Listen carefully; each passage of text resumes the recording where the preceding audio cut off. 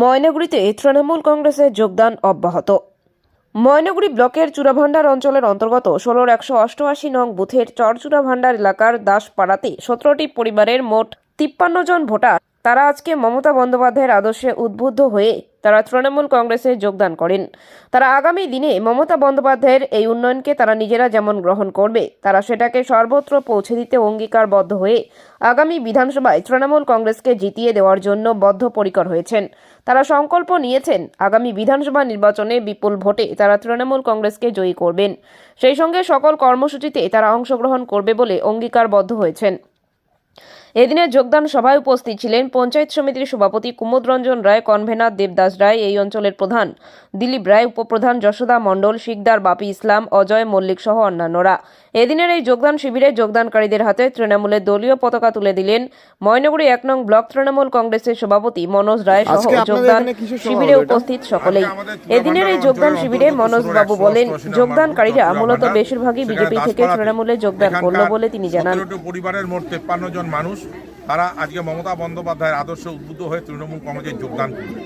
তারা আগামী দিনে মমতা বন্দ্যোপাধ্যায়ের এই উন্নয়নকে তারা নিজেরা যেমন গ্রহণ করবেন, সেটাকে সর্বত্র পৌঁছে দিতে অঙ্গীকারবদ্ধ হয়ে আগামী বিধানসভায় তৃণমূল কংগ্রেসকে জিতিয়ে দেওয়ার জন্য বদ্ধপরিকর হয়েছেন। তারা সংকল্প নিয়েছেন আগামী বিধানসভায় তারা তৃণমূল কংগ্রেস প্রার্থীকে বিপুল ভোটে জয়ী করাবেন এই বুথ থেকে, এবং পাশাপাশি তারা আগামী সমস্ত কর্মসূচিতে তারা অংশগ্রহণ করবেন। তারা আজকে এই শপথই নিয়েছেন এবং আজকের এই যোগদান সভায় আমাদের এখানে পঞ্চায়েত সমিতির সভাপতি মাননীয় কুমুদ রঞ্জন রায়, এই অঞ্চলের কনভেনার দেবদাস রায়, এই অঞ্চলের প্রধান দিলীপ রায়, এখানকার উপপ্রধান যশোদা মণ্ডল শিকদার সহ বাপি ইসলাম, অজয় মল্লিক থেকে শুরু করে এখানে শিক্ষক নেতারা এসছেন। সর্বস্তরের নেতৃত্বের উপস্থিতিতে এই বুথের সভাপতি সহ এই বুথের সকল নেতৃত্বের উপস্থিতিতে আজকে আমরা তাদের হাতে দলীয় পতাকা তুলে দিলাম। আচ্ছা, আর তারা কোন পার্টি থেকে আসলো? এরা সবই বেশিরভাগই বিজেপি থেকে এসছে, কারণ এই এলাকায় অন্য কোনো দল নেই, তারা এতদিন বিজেপির সঙ্গেই যুক্ত ছিল। আচ্ছা, ঠিক আছে। আচ্ছা, আজকে তো আপনি বিজেপির থেকে তৃণমূল কংগ্রেসে যোগদান করলেন, তো এই দলে আসার কারণটা কি জানতে পারি? দিদির অনেক উন্নয়ন, দিদির মনে করো অনেক ধরনের প্রকল্প আছে, ঠিক আছে। আমরা এতদিন বিজেপিতে ছিলাম, সেখানে থেকে আমরা কোনো সুযোগ সুবিধা তো পাই নাই। আমাদের এখানকার এমএলএ যে আছে তাকে তো আজকে জেতার পরে কোনোদিনও দেখলামও না, ঠিক আছে।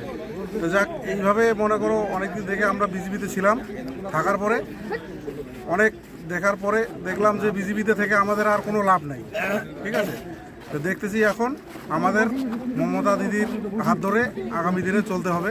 এর জন্য আজকে আমরা এই এতগুলো ফ্যামিলি সবাই মিলে আজকে এখানে টিএমসিতে যোগদান দিলাম। আচ্ছা, ঠিক আছে।